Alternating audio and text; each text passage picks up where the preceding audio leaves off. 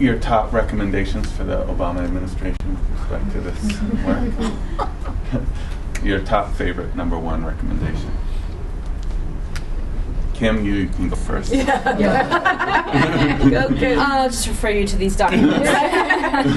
I mean, I think that the recommendation is to really embrace social innovation and the principles of it, not just think of it as a program, but to really think about how we can infuse a lot of what we do with these principles and the way the government can play a sort of a leadership role in that beyond the creation of an individual program or, a new funding stream. I guess actually my recommendation comes out of thinking and listening to this conversation tonight, which is this notion of what can only be done in government and what could be done through such an innovation fund.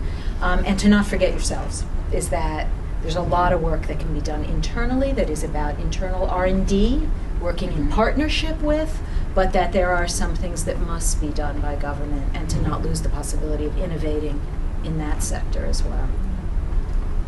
Obviously, I want to see something that we haven't seen from any administration is a coherent workforce platform.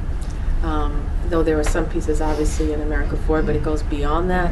And I would include in that, this is the personal Lisette piece, not necessarily Gerald or Europe piece, is something particularly around felony reform.